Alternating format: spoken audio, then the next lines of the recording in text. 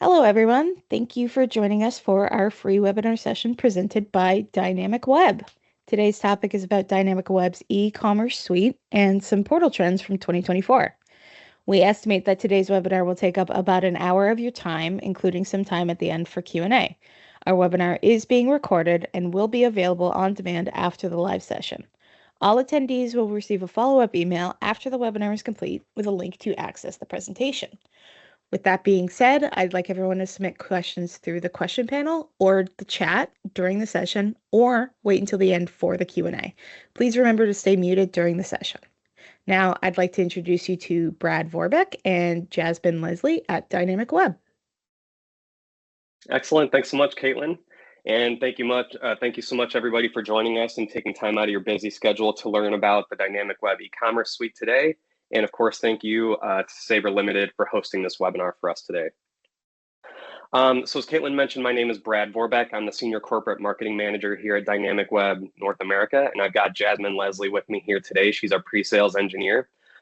We're going to cover some key findings that we uncovered in a survey that we conducted with the help of a company called Sapio Research to more than 400 B2B business leaders around e-commerce and portal trends that we're seeing this year.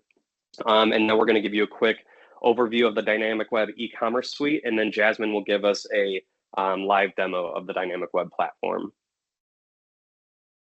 Quick look at our agenda today. I'll quickly introduce DynamicWeb, and then we'll get into more details about the platform later in the presentation. But then we'll dive into some of the key findings for the survey. So B2B e-commerce adoption rates, revenue being earned or grown through e-commerce, the top benefits and investment priorities that have been cited in the survey for businesses in 2024 and 2025. Excuse me. The importance of selling omni-channel and marketplaces, even in B2B industries today. And then a look at product information management, mobile ordering, and then, as I mentioned, a quick about DynamicWeb and DynamicWeb demo as well. So DynamicWeb is an e-commerce suite, but we also include a built-in CMS, content management system, and a product information management system.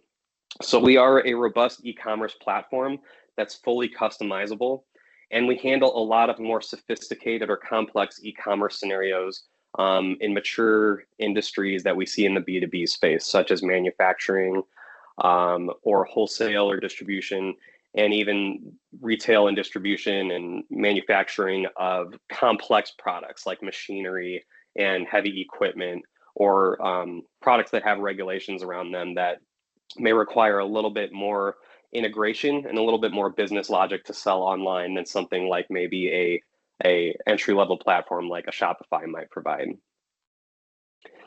We are located throughout the world. We're headquartered in Denmark in 1999, and we've got a large presence here in the United States. And we've got about 2,000 companies running on DynamicWeb around the world, and about 300 plus partners as well, helping us both implement these solutions as well as integrate with Microsoft Dynamics solutions as well. So quick look at the Sapio Research survey methodology. We sent out this survey to more than 400 companies across the USA and Western Europe. They were in B2B industries where the physical selling of goods is taking place, and with employees at least 20 employees and 20 million in revenue. And the underlying statistic that I wanted to start out with is how many B2B businesses have adopted e-commerce or an online portal today. Not surprisingly, we found that e-commerce is playing an increasingly important role in B2B verticals.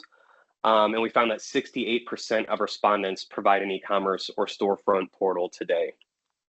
And what's kind of interesting about this year's survey compared to the same one that we conducted last year is that the largest response came from companies making 21 million to 100 million per year at 74% yes to this question, followed by 72% that are using an e-commerce portal today, were in the 100 million to 500 million per year range. So that's a reversal from previous year's surveys, which showed that adoption in the enterprise space was higher than the SMB space. But this year's survey kind of indicates that the SMB space is actually catching up. And I wanted to call out this quote from McKinsey, which really reinforces our findings in this survey, with both large scale and smaller scale surveys showing similar results. I'll read it for anyone who may just be listening, but B2B companies winning the most market share are simultaneously employing 5 major modern sales and marketing tactics: deploying advanced sales technology, increasing hybrid sales teams and capabilities, delivering hyper-personalization, tailoring strategies on third-party marketplaces, and achieving e-commerce excellence across the full sales and marketing funnel. Of those 68% of companies that are providing an online storefront or ordering portal today, 50% of their revenue is being generated from that portal.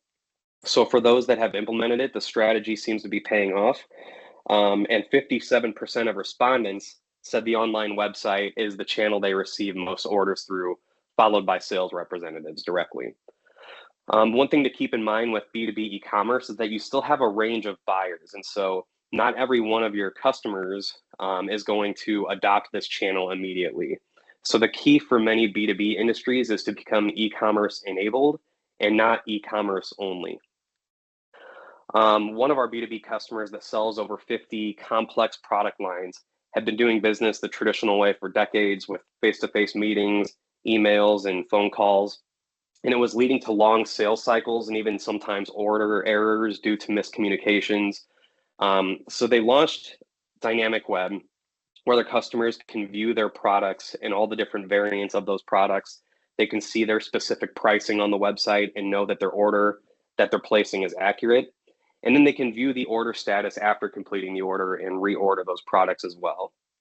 So now around 30% of their sales are done through the website, with the rest still coming in through traditional means. But sales reps are often still involved in the process and they're still engaging with customers, even when placing the order through the portal, because it gives that customer the visibility they need in the portal. And introducing e-commerce opens up new revenue opportunities, not only from greater visibility and greater reach into new markets and new geographies, but also from customer retention and the promotional strategies that e-commerce enables for growing order value, order volumes, and conversion rates.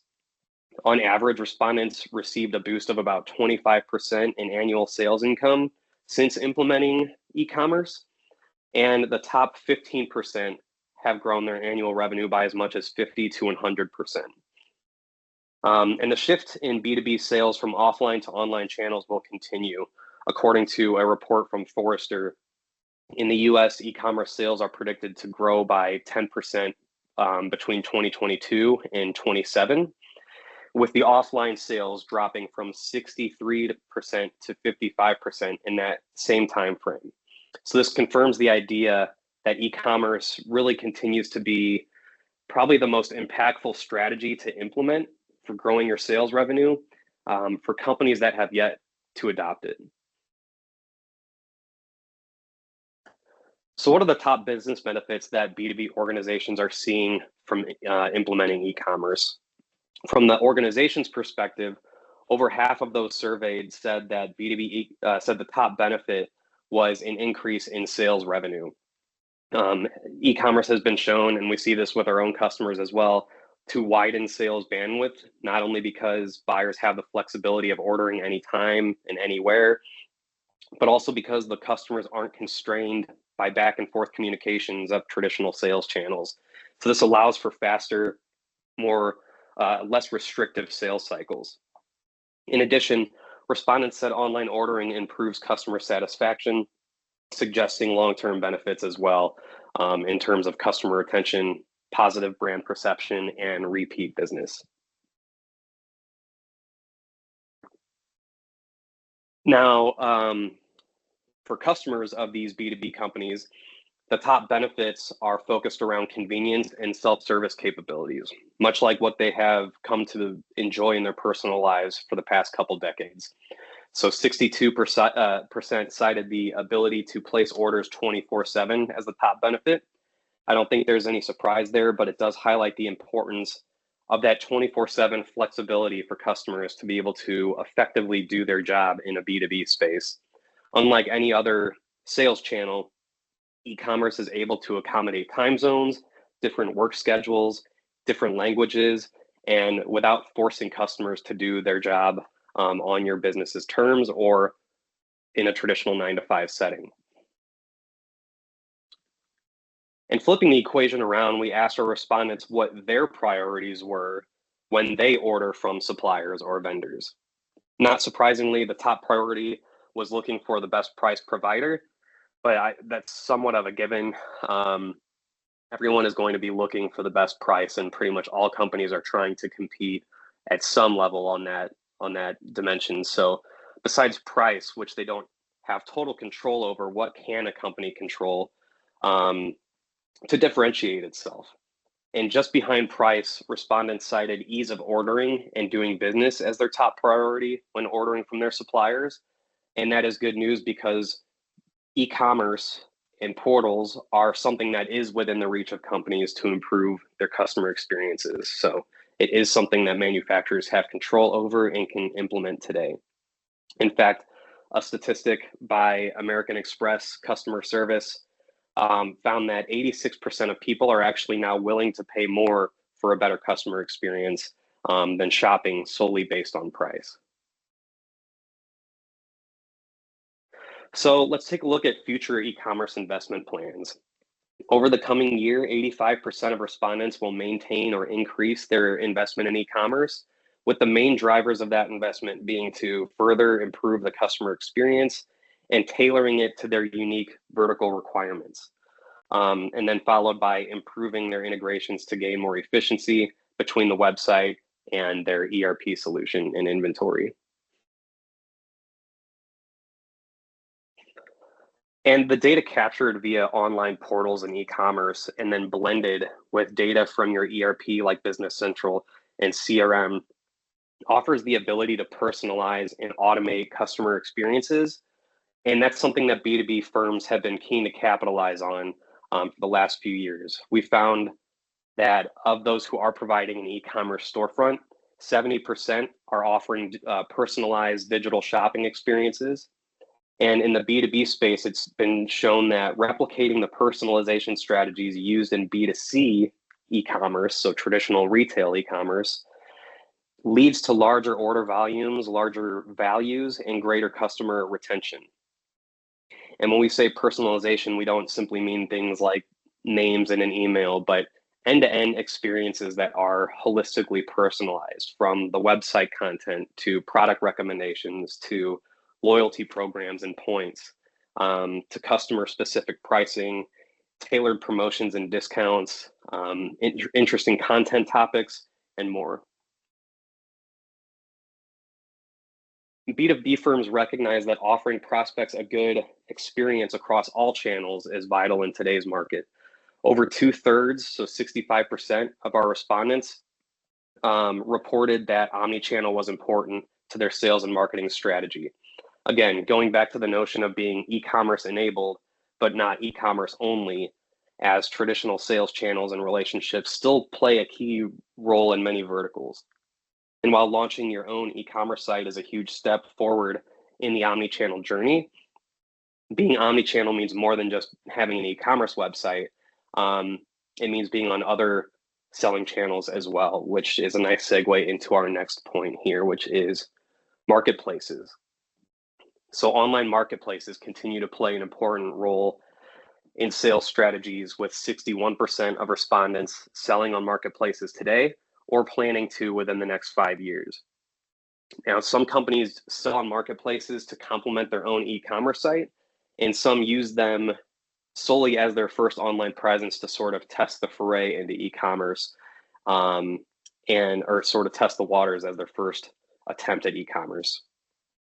Plus, selling on marketplaces comes with additional benefits like instant access to a vast number of customers that are already using that marketplace, the freedom to test new messaging and pricing concepts without committing it to infrastructure or development, and then the global reach with the marketplace infrastructure handling international transactions. And with more sales channels than ever before, businesses have their work cut out for them when trying to keep up with all that product data across both online and offline channels. So to help manage product information more efficiently, companies are turning to PIM solutions. And for those that aren't aware, PIM stands for Product Information Management. It's a solution built to centralize your product information, allow you to enrich it with more details and digital assets to bring that product to market, and then actually publish those product details and assets to the various sales and marketing channels through automated feeds.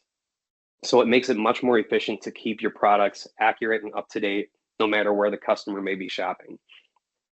And the main reasons respondents are investing in a PIM are to have centralized location to manage their product data, as well as having complete visibility and control of product information, thanks to things built into the PIM like dashboards and workflows. These indicate internal efficiency as the primary driver for implementing PIM, followed closely by the ability to keep data consistent across sales and marketing channels, which is more a customer experience focus. Browsing, researching, and buying on mobile phones is also no longer reserved for the B2C world. B2B buyers are coming to expect a good mobile experience from their partners and their suppliers as well. 65% of organizations that offer an e-commerce or portal today have responded that they're offering customers and field sales reps the ability to conduct those transactions on mobile devices and tablets. And whether those orders are coming in through customers using the website portal or field reps assisting customers placing those orders, 36% of respondents' overall business sales were coming in through mobile devices. So the importance of ensuring your site and the portal are optimized for mobile use will only grow as time goes on. And the underlying theme here, and it keeps popping up throughout the survey, is flexibility. Customers and sales reps all work in different ways, and an e-commerce strategy is all about supporting all those different ways of placing orders. So just to recap the results of this survey, B2B customers want ease of ordering and researching and doing business, period. Leading organizations are investing in ways to reduce that friction in the purchase process and to gain a competitive advantage. And e-commerce prospects, it broadens prospects' options of when and where to interact with your company. The prime reason for adopting a PIM solution isn't, as you might expect, to open up new sales channels, rather to break down the barriers between sales and marketing channels with their product information. And finally, just the scarcity of materials and transport disruption are creating headaches in many B2B supply chains. So against those conditions, any additional delays or inconvenience in the ordering process are quickly becoming unacceptable. And the introduction of a powerful e-commerce platform supported by PIM means your customers can quickly identify and buy the right part or product to fulfill end customers' orders.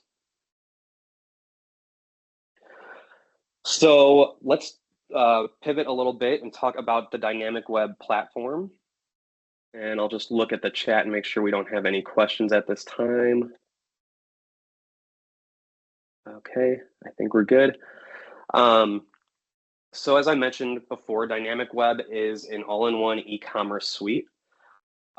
So first and foremost, we provide the B2B and B2C e-commerce functionality to enable your customers to order and check out your products online, whether that be through a storefront classic shopping cart experience, or whether that be through something like a secure login portal, which is often seen in the B2B space. We also have built-in product information management, the PIM functionality that we were just discussing. So the ability to efficiently and centrally manage all of your product information and images and videos and PDFs and get those out to your sales and marketing channels, your partners, your e-commerce website, marketplaces, etc. We include a built-in content management system that's 100% customizable, which allows us to really tailor those customer experiences to your vertical.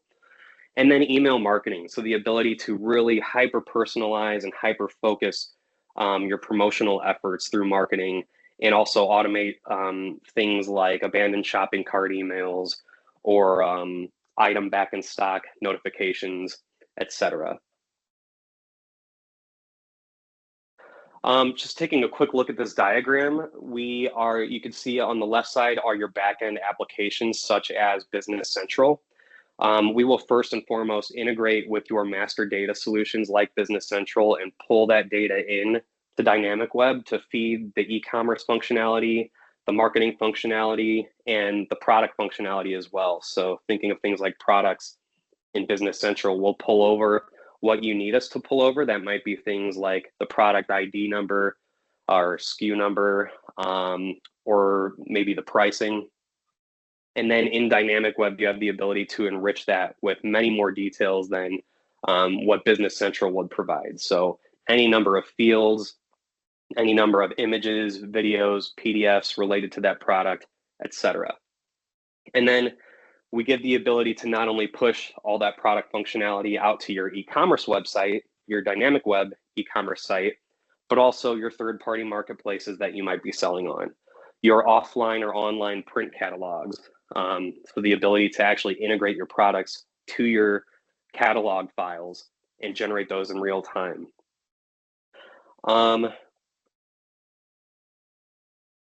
Next slide here. So we have a pre-built integration to Business Central.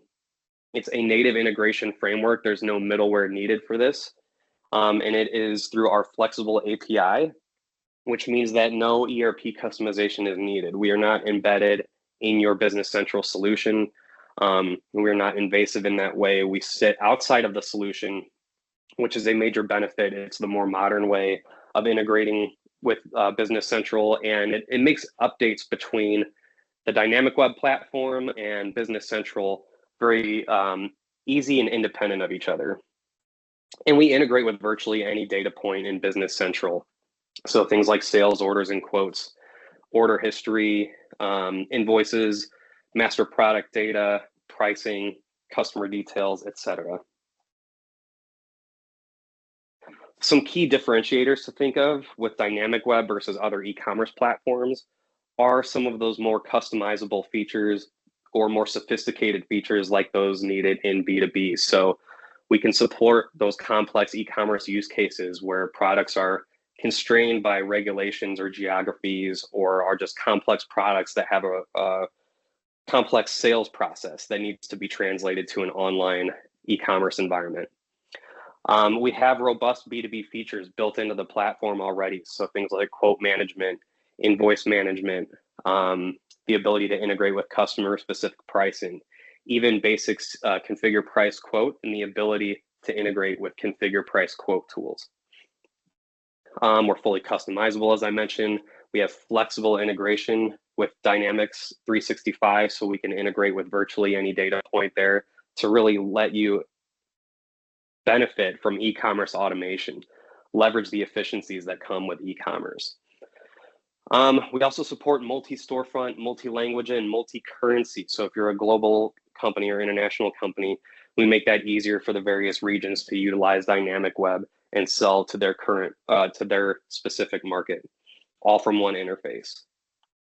Of course, we also have the built-in PIM solution and even headless and traditional deployment options, which means if you have a CMS solution that you didn't want to migrate off of and you just wanted to deploy e-commerce functionality to that, we can support that. Or you can utilize the built-in CMS in DynamicWeb for that seamless integration as well. Here's a few brands that trust DynamicWeb with their e-commerce operations. We have a variety of use cases, anything ranging from classic retail storefronts with shopping carts to B2B portals that are behind a secure login, and also customizable ordering processes as well, depending on your vertical. So with that said, I'll go ahead and hand it over to Jasmine here, and she's going to give us a quick demo of the DynamicWeb platform. Jasmine, do you want to take it away? Yes, thank you.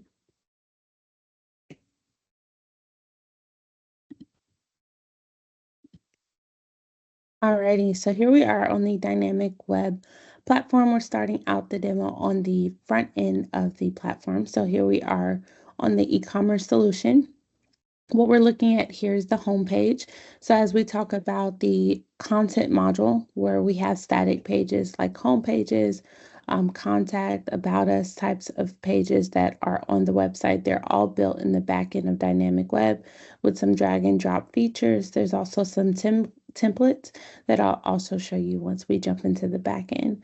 But these pages are content pages. They house product information, company information, even blog type of content. So our backend also supports blog or inspiration news type of content where there's articles with great information about the industry. Typically, this is also assisting with SEO in the search engine optimization. As we switch to products, now we're focusing on e-commerce functionality. So checking out a product, adding it to the cart, and then also some self-service features that we'll jump into as well. Products are stored in the back end of Dynamic Web, and then we enhance product information beyond what is in BC. Here we're looking at a product list page so customers can browse products in categories and subcategories, and then also filter. These filters are being driven by product specs. So as you make a selection here, you'll see how the assortment there changes.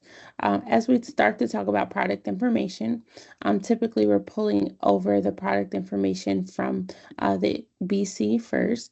So fields like product name, product number, pricing and inventory are typically going to come from the ERP, and you'll see those here. So product name, product number, pricing and stock are going to be live, meaning that as the page is loaded and the customer's logged in, we're pulling over their customer specific pricing here, and then we're also pulling over up-to-date stock availability. As we talk about other fields like product name or number, we're doing a batch integration. So typically scheduling that task every 5 minutes or daily and pulling over any updates or new information. We enrich the products in the backend of Dynamic Web with product assets like images here, product description that you see here, and then we also extend the product assets to be downloaded on the product page. So it really helps with customers not reaching out to customer service for things that can be made available on the website on product pages. You'll see product specs. These are those that are driving that experience on the product list page. And then even product videos can also be showcased here on the Dynamic Web platform. Beyond that, you'll also see product categories and subcategories, or even some cross-selling, upselling opportunities with complementary products or accessories to the product above. And these can be configured in the backend of Dynamic Web. I am logged in, so I'll add this item to my cart. As we go through the checkout, you'll see that some of the information is already populated because I'm a logged in user, speaking to that B2B functionality where customers have a lot of the self-service features that, say, Amazon would offer. You'll see here the billing information and addresses are pre-populated. We also can support voucher codes as well, so creating discounts within the Dynamic Web platform, or even supporting those that are already created in BC. You'll see here shipping options. These also are integrated to the ERP, but also pulling over real-time, up-to-date shipping rates using APIs. Lastly, here on the checkout page, just looking at credit card options, so being able to pay with credit card or ACH, even supporting PayPal as well. And then you'll see here invoicing. Our platform supports invoice management, so customers can also pay on invoices after their order is placed.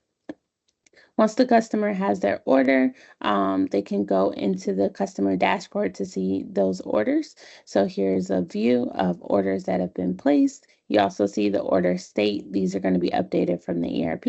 And then you can click into the order, see order details. Also, tracking information would be made available. Other areas here you'll see on the site, we have account information, once again, speaking to that B2B customer that has a login credentials, maybe needing to update those, change addresses, and then also even manage customers. Here we see managers that maybe are ordering on behalf of multiple locations. They can have all of their locations listed here to impersonate even internal uses for sales reps and customer service agents to log in on behalf of a customer and view the website as that customer would. You also see favorites lists are supported. We can also support quote functionality, so customer adds an item to the cart or can add an item to a quote request and then submit that through the ERP. Next, we'll go ahead and jump into the back end of Dynamic Web. So here we are in the back end. Typically, you'll see in each of our modules like content, products, commerce, and email, where there's some statistics that can support the user who's logged in. So if I'm logged in from marketing and I want to see how many orders have been placed in the last 24 hours, I can see that. Or if I'm in integration, I can see how many hits to the website or error messages, as you see here. When we jump into content, this is where we're designing that front end of the website. So we saw the home page. You can also view that home page here on the back end and make edits. We have rows and columns, how we support this content. So here you'll see a row that has 4 columns, and then you're always able to go in and make edits. These are some of the templates that are available, and I'll show you just a few more here. So these are a few more templates. Typically, when we're doing a project, we may also design templates to fit the brand needs. And later, the customer can also reuse those templates once the project has gone live. You can upload these templates into the dashboard view and then also, once again, make edits to each section, changing the images, the focal points, even embedding some video content. Really no limitations there. And then as we start to talk about e-commerce, that e-commerce experience we saw on the front end where we were adding products to cart and we saw the product page, you can also see those products here on the back end and add that product information. So we saw product images all stored here, product assets like manuals, user guides, video type of content. You'll see that here stored on the product level. And then we also see the product information that we saw on the product page here, where we're able to jump in and enrich fields, pricing, and inventory, once again, coming from the ERP, so typically pre-populated, and then beyond that, being able to just enrich even SEO fields or variant options of a product. This is also the PIM. So when enabling the PIM functionality, you're able to now use workflows to enrich products, whereas you're able to go into the workflow or process of enrichment and enrich product fields. Typically, these stages in the workflow are going to mirror the processes within a company. So if there's an engineering department that enriches product fields, marketing department, and so on, they'll be able to enrich product information. And each stage has completeness rules. So you at a glance, you can see how enriched a product is in each department, what fields are missing, and ultimately be able to push this product to the front end experience or also to third-party marketplaces. Once those products are enriched, we can push them using a feed. And so here in feeds, we would just create a feed with the language variation and then the product fields that need to be pushed to the feed. That feed can support the front end experience that we saw just a moment ago, or it can support products being sold on Amazon or even creating some online or offline catalogs, as Brad mentioned earlier. The PIM really creates processes around enrichment. It stores products. So here in warehouses, you're able to see products in a way that in a hierarchy that makes sense internally. So products on the front end may be stored in categories and subcategories that make sense for the end user. Whereas here, we're storing products basically what makes sense for internal uses. And so here we have bikes and mountain bikes and road bikes, whereas on the front end, we kind of start with e-bikes or mountain bikes as an example. Commerce supports that e-commerce experience. So when we're talking about orders, open orders, abandoned carts, RMAs, which are return requests, or even some discount codes, we can create those, as I mentioned, in Dynamic Web, or support those that are already created in BC. Lastly, I'll just jump into email. Here we're sending out email campaigns based upon the customer. It may be their behavior on the site or just their transaction behavior. So shipping notification, order confirmation types of emails are automatically generated through the Dynamic Web platform. But we also support some others like abandoned cart emails, back in stock, shipping notifications that can be triggered based upon the customer's actions on the site. When we're targeting customers with a campaign, we're able to build campaigns also based upon that behavior. But here we're looking at creating a more targeted campaign. So this campaign here is searching for users that have placed the order after July 2nd. So we create some queries here to pull all those customers that fit those parameters. And then we design an email campaign that speaks directly to those users. So if a customer hasn't placed the order in the past few months, we want to send them a coupon code. We can generate that coupon code in the commerce module, design the email in the content module, and then determine who receives it by running a query here in email and sending out that email. I think that's where I'll pause and hand it back over to you, Brad.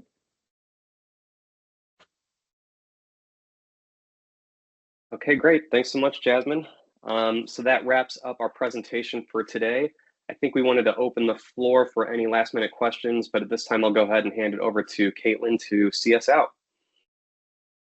Awesome. Thank you, Brad. So for anybody who does have questions, please feel free to unmute yourself, enter them in the chat or the Q&A.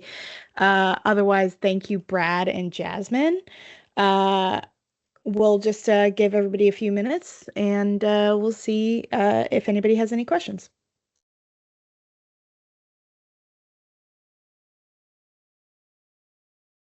I do have a question here for you, Brad. Okay. What are the key considerations or potential challenges that companies should be aware of when implementing a PIM system alongside their existing ERP and e-commerce platforms? Sure. Yeah, I would say just. Okay. Oh yeah, please, Jasmine, take it away. Sure. So when implementing a PIM, the purpose is to enrich product information to be sent to the website or third-party marketplaces or create catalogs. A lot of times, companies already have their product information somewhere, sometimes in different types of files or formats that are stored within the company, and the data is not clean. So one thing we suggest before implementing a PIM is to kind of clean up the data and use the PIM to do so. But a lot of times the challenge of the project is what state is the data in today and what processes we can create to clean up the data and keep it clean once it enters into the PIM. And a lot of that is processes using those workflows we showed and creating permissions for different departments to be able to contribute data, but not interfere with product information that other team members are contributing. Awesome. And again, feel free to unmute yourself if you guys have any questions or put them in the chat or the Q&A. In the meantime, I do have another question here for you guys. Can you provide some examples of how businesses have successfully automated their catalogs and data sheets using the PIM system and what kind of impact this has had on their operational efficiency? Sure. We have a company called Hager. They are in the door manufacturing space. So a lot of the hinges and doorknobs that are used in commercial spaces, they're created by Hager. What they've done is they have a lot of product information, but they also have a lot of spec data that is stored within the PIM. And a lot of times when creating documents, they had to generate them as static documents. What our platform allows you to do is use the data that's in the PIM to generate documentation real time dynamically.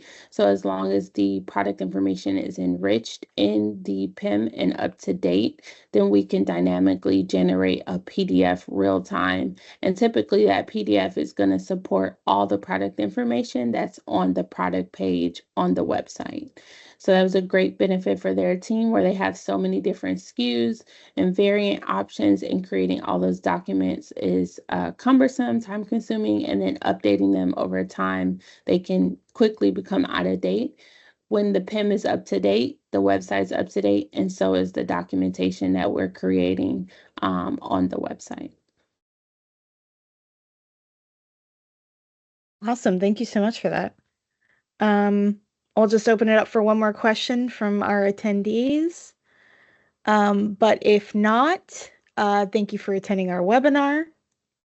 And I'd like to thank Brad and Jasmine again for presenting for us today. Thank you guys. Appreciate you having us on, and thanks everybody for attending. Yeah. In the chat, you can find links to our social media, our website, and a Calendly link where you can schedule a 30-minute meeting with one of our experts at Sabre to discuss any questions that you might have, or you can reach out using the information on the screen right now. Otherwise, I hope you all have a great day, and we hope to see you again at one of our upcoming webinars.